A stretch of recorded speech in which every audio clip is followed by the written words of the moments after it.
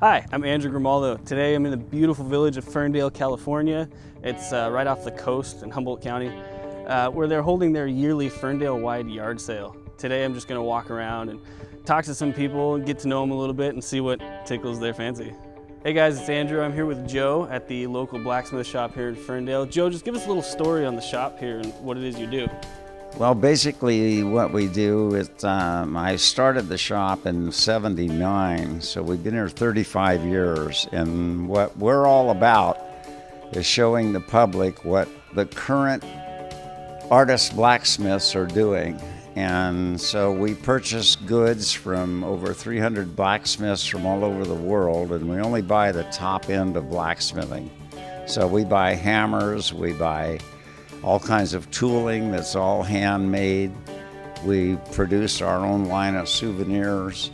We just do all current ironwork, and it's a pretty amazing shop in the sense that there's nothing like it in the United States. We have the largest collection of contemporary smithing in the country, so it's kind of a unique joint. That's what's kept us here 35 years. That's awesome. All right, guys, that's been Joe here in Ferndale. If you're ever in Ferndale, definitely come on down and take a look. It's an awesome shop. He's got a lot of really awesome stuff in here. So, again, thank you, Joe. I'm here with Holly at Antiques and More here on Main Street in Ferndale. Holly, just tell us how long you've been here and kind of what the vision of the shop is. Well, we've been here for over a year. We're a consignment store. We take things in that people don't have room for. So it's kind of makes it really fun. We have an eclectic mix. I never know what walks in the door. And in the back sections where the Connect Sculpture Museum used to be, but they're no longer. So we filled it up with good stuff. So if you guys look around, we have lots of good stuff. Yeah, and is it just like furniture and books and stuff, or? Furniture, books. If you guys go over there where the arrow is, we have Richard Spencer. He's been in Ferndale. He's been salvaging for 40 years. He makes these really unique lamps. Have you seen those yet? I haven't. We might have to. Yeah, we might have to You go. need to go over there and check those out because Richard's back. Want to go take a look? Yeah, let's go check it out. It's really cool. He's one of our. I'm an artist. I make hats, but Richard does upcycling. He makes stuff out of stuff. So these are some of his contraptions that he makes. Is it okay if we film you, Richard? Let's go talk to Richard for a minute. Well, I've been here about 15 years, only been here a year. This is Hobart Brown's old shop, so I've got all that energy to work off of. You know, I like the weird stuff. I have a 5,000 square foot barn, and I'm trying to empty it out. And 2 steps forward, 1 steps back kind of a thing, you know.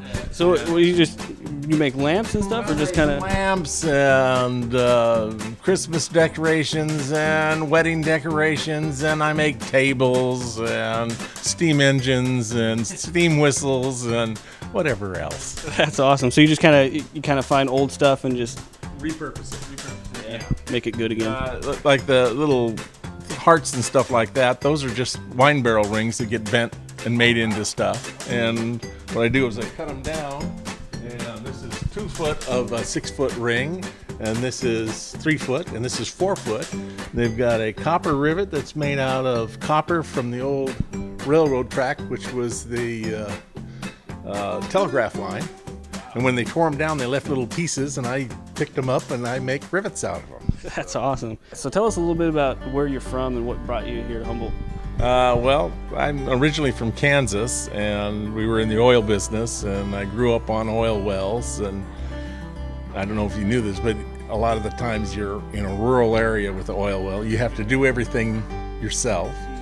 So I got used to doing these kind of things, amusing myself and fixing things and all that there. But Kansas is a good place to be from, and not very nice in the summer. So I moved out here, and I really enjoy the weather, and that kind of thing is, that's why we have California, is you can get whatever kind of weather you want by moving 20 miles. And there you go. Awesome. Well, what's your favorite piece in your shop? I know we talked a little bit about this, and you said your favorite piece is already gone. But right now, if you were to look around, what would be your favorite piece? Now, favorite piece? How many I've sold? No, just in the shop right now. Oh, okay. You probably have a lot of favorite pieces. Okay, how about down here? What we have is a 1932 ice cream parlor seat base. We have a 3/4 inch water valve meter made in America. That's awesome. We have steam pipe, Singer sewing machine flywheel, 2 explosion-proof lights from a boat, a steam gauge, and then just in case it catches on fire, we have water sprinklers. Water not included. It is a drought.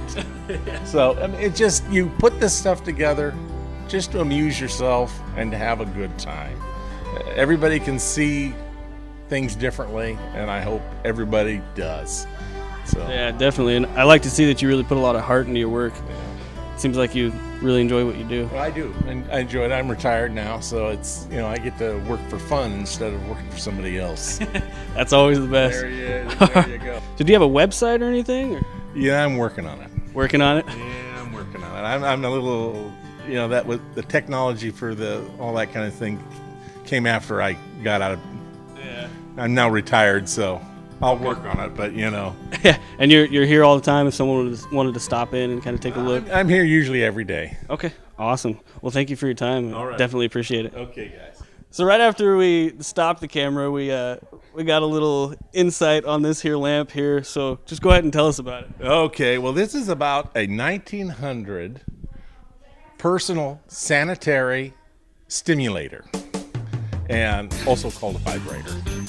And it's made into a steampunk ray gun with a brand new LED light bulb, a methyl chloride activated tube that's like this, and a bed spring, just in case.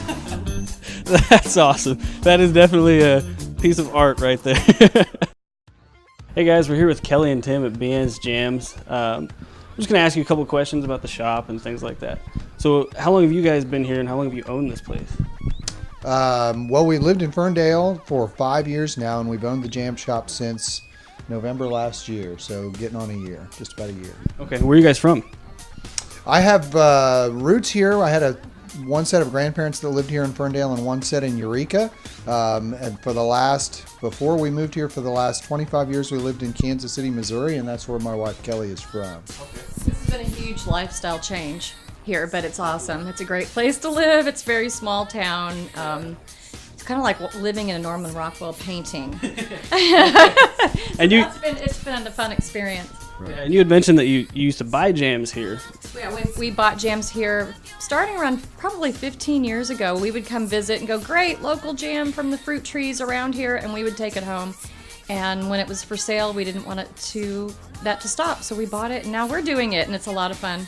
Meet a lot of people, and we've had a lot of people from a lot of different places come into our little jam shop. It's awesome. And do you guys have a website or anything that people can check? In progress, yes. Okay. We would like to have. We only can keep up with what we sell here. It's been hard to keep enough jam made. It's been successful, so when we can keep enough jam made, we'll start the website. Yeah, we own the domain name biensjams.com, and so we're working on trying to get that together. Jam is pretty heavy, so we've got some sort of shipping hurdles to overcome and stuff. And so, to ship one jar of jam is about as expensive it is to buy a jar of jam. And so we're going to probably work on larger orders. But right now we're staying busy just keeping the jam on the shelves and keeping a few local purveyors that we've got supplied. So. The farm to table movement's pretty big. It's kind of a neat thing that you can get plum jam, and we picked the plums 2 or 3 weeks ago, and then they're on your table as jam. That part was really appealing to people. It was appealing to me, so other people like the same thing. They don't want to buy something that's been on the shelves in a warehouse for a long time. So that's, I think, the most appealing thing to the jam lovers out there, is that it's from the tree, the bush, the vine, into the jar, usually within less than a month. And what's the address here if someone wanted to stop by? 606 Main. Yeah. 606 Main Street in Ferndale. Come on down. Yeah, really. Lovely Ferndale. All right. Thanks so much. Thank you guys for your Thanks time. a lot. Really Appreciate appreciate it. it.